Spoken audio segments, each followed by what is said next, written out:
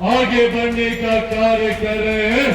वो है मेरे प्रदेश को देश का सबसे विकसित राज्य बनाना, बिहार को फर्स्ट और बिहारियों को फर्स्ट बनाने के लक्ष्य के साथ कार्य कर। जब तक बिहार को फर्स्ट और बिहारियों को फर्स्ट नहीं बनाऊंगा, तब तक चिराग पासवान भी चैन की सांस नहीं लेगा। नमस्कार, द इंडिया टॉप देख रहे हैं। मैं हूं आपके साथ बिरजू सिंह। जिस बिहार फर्स्ट बिहारी फर्स्ट को नीतीश कुमार ने साल 2020 में सिरे से नकार दिया था, जिस बिहार फर्स्ट बिहारी फर्स्ट को मुद्दा बनाकर चिराग पासवान एनडीए से बाहर निकलकर अकेले चुनाव लड़े थे, एक बार फिर से उसी बिहार फर्स्ट बिहारी फर्स्ट को चिराग अपना मुद्दा बना रहे हैं। सवाल है कि क्या 2020 की तरह इस बार भी चिराग एनडीए से बाहर निकलकर चुनाव लड़ेंगे? आमतौर पर राजनीतिक गलियारों में चर्चा हो रही है कि चिराग एनडीए से बाहर निकलने का बहाना ढूंढ रहे हैं। इसके पीछे का एक तर्क दिया जा रहा है कि चिराग पासवान को प्रशांत किशोर ने कहा है कि हम जब देश के कई राज्यों में मुख्यमंत्री बना सकते हैं तो फिर हम आपको भी मुख्यमंत्री बना सकते हैं। हम काम कर रहे हैं, आप दलित समाज के बड़े चेहरे हैं, भूमिहार ब्राह्मणों को अपने पक्ष में कीजिए, मुसलमानों को कीजिए, और अगर ये एकजुट हो गए तो फिर इसी समीकरण के सहारे 2025 में विधानसभा का चुनाव लड़ा जाएगा और बिहार में इस स्थिति में हम लोग आ जाएंगे कि हमारे बगैर किसी की सरकार नहीं बनेगी। मतलब 2005 में जो चाबी रामविलास पासवान लेकर घूम रहे थे, वो चाबी एक बार फिर से चिराग लेकर घूमेंगे। ये सपना जो है प्रशांत किशोर की तरफ से दिखाया गया है, जिसके बाद चिराग का भी विरोध का तेवर जो है वो देखने को मिल रहा है। कभी नीतीश कुमार का विरोध तो कभी नरेंद्र मोदी के फैसले का विरोध है। और इस वीडियो का आधार यही है कि मटिहानी में जब कल चिराग पासवान पहुंचे थे, वो मटिहानी विधानसभा जो जेडीयू के पाले में है, जहां पर उन्होंने न सिर्फ हुंकार भरी बल्कि कहा कि बिहार को फर्स्ट बनाना और बिहारियों को फर्स्ट बनाना, यही मकसद हमारा है। जब तक इस मकसद को पूरा नहीं करेंगे तब तक हम चैन की नींद जो है वो नहीं सोएंगे। चिराग पासवान को बयान सुनिए, क्या कह रहे हैं मटिहानी के मंच। लोक जनशक्ति पार्टी रामविलास और चिराग पासवान सिर्फ एक लक्ष्य, एक उद्देश्य के साथ आगे बढ़ने का कार्य कर रहे हैं। वो है मेरे प्रदेश को देश का सबसे विकसित राज्य बनाना, बिहार को फर्स्ट और बिहारियों को फर्स्ट बनाने के लक्ष्य के साथ कार्य कर रहा है।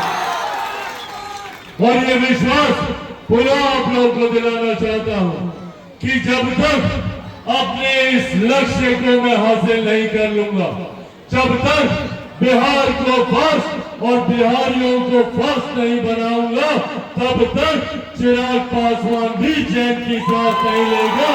ये वादा आप लोगों से करके जाता हूं। तो आपने सुना बिहार फर्स्ट बिहारी फर्स्ट, ये वही बिहार फर्स्ट बिहारी फर्स्ट है जिसको नीतीश कुमार ने साल 2020 में सिरे से खारिज कर दिया था। चिराग का मानना था कि सीएमपी जो कॉमन मिनिमम प्रोग्राम एनडीए का है, जो एनडीए का एजेंडा है, चुनावी एजेंडा है, उसमें चिराग पासवान की विजन डॉक्यूमेंट को भी शामिल किया जाए, जिसका नाम बिहार फर्स्ट बिहारी फर्स्ट है। नीतीश कुमार ने मना कर दिया था, जिसके बाद नाराज चिराग पासवान एनडीए से बाहर हटकर चुनाव जो है वो लड़े थे। हालांकि वो कहा गया कि वो एक बहाना था, चिराग पासवान को अधिक सीटें नहीं मिल रही थी, इसी कारण से वो नीतीश कुमार का विरोध कर कर एनडीए से बाहर निकल गए। उनको 20 सीट से अधिक नहीं दी जा रही थी। चिराग चाहते थे कम से कम हमको 35 सीटें मिले, नीतीश कुमार इस पर राजी नहीं थे।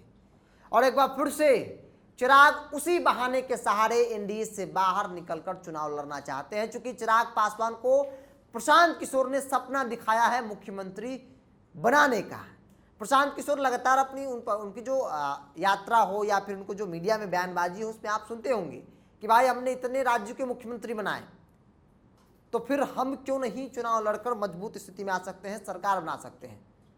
और शायद प्रशांत किशोर को इस बात पर चिराग पासवान को भी भरोसा है और इसीलिए वो नरेंद्र मोदी नीतीश कुमार के खिलाफत वो बतिया रहे हैं।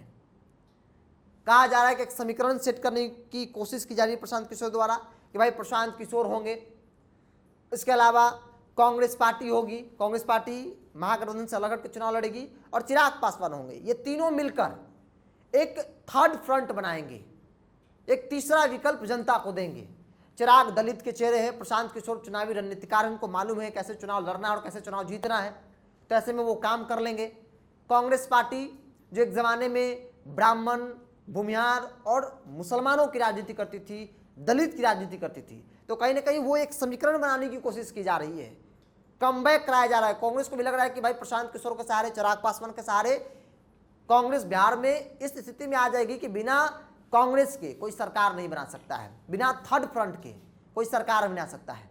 और राजनीतिक तौर पर इसी चर्चा भी हो रही है कि अगर थर्ड फ्रंट मजबूत हो गया, चुनाव में अच्छी खासी चुनाव में सीटें जीत लेती, विधानसभा की सीटें जीत लेती है, अच्छे खासे विधायक हो जाते हैं, तो फिर वो बैठकर बात करेगी, चाहे वो एनडीए हो या फिर महागठबंधन, कि भाई हमारे पास सीएम चेहरा है चिराग पासवान, आप स्वीकार कीजिए और हम आपको समर्थन देंगे, हम आपकी सरकार बनाएंगे, लेकिन सीएम का चेहरा चिराग होंगे।